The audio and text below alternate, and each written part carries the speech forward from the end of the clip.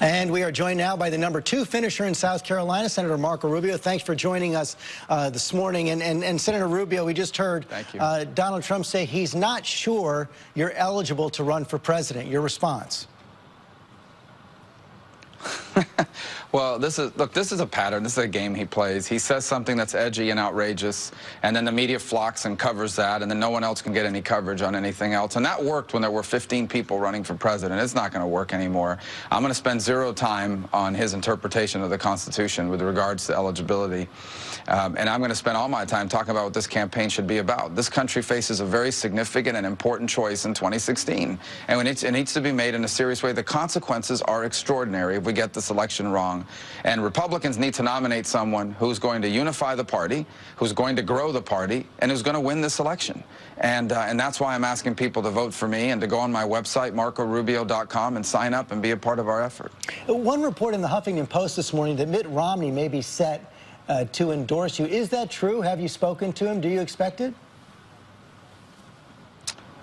I've spoken to Governor Romney. He is not set to endorse me, and if he were, we wouldn't be announcing it on the Huffington Post. So, but he's not scheduled to endorse me. I would love to have his endorsement, but there's nothing forthcoming today, or in the days to come, as far as I know. In the meantime, his top strategist from the last time around, Stuart Stevens, is in the New York Times this morning, taking a shot at your campaign. He's saying it's crazy that nobody else is trying to win except Trump. Rubio is not going after the person who is winning.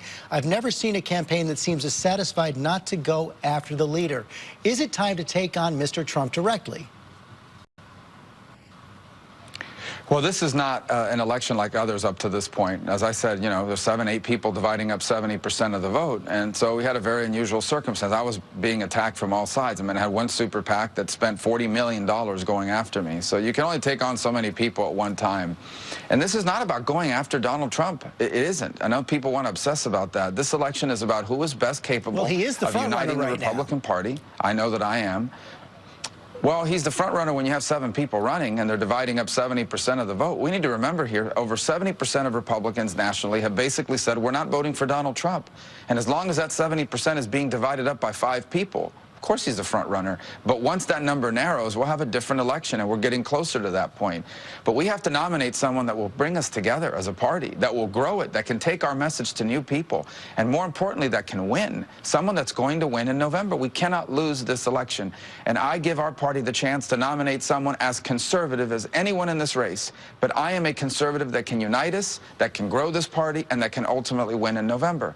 And that's the argument we're going to be making. And if there are differences between me and Donald Trump on policy, as I'm sure there are, we are going to be talking about those. So what are the differences, plain and simple? Bottom line, is he qualified, in your view, to be commander-in-chief? Can you support him if he's the nominee?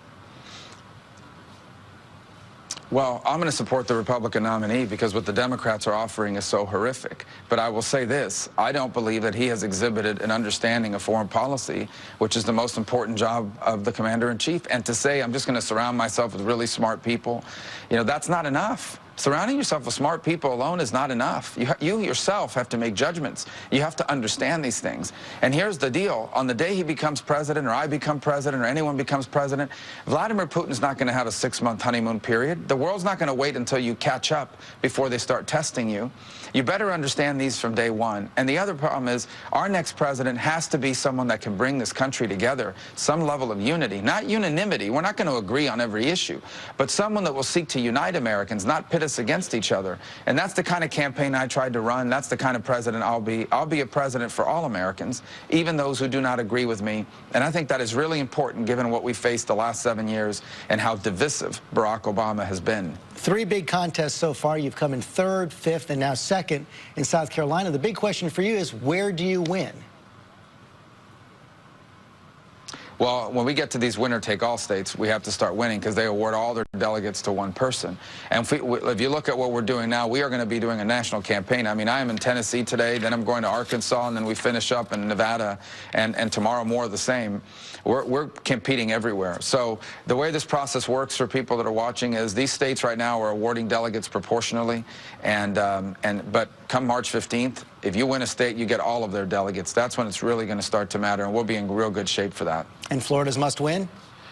Well, I think that's true for everyone in this race, and it's always been true. And we feel real good about Florida, especially now that the race is narrowed, and obviously have a lot of admiration and respect for Governor Bush. We obviously shared a lot of supporters. Now that he's suspended his campaign, I think that really boosts us, not just in Florida, but in Ohio and in other key places around the country that are going to award a tremendous number of delegates. Senator Rubio, thanks for your time this morning.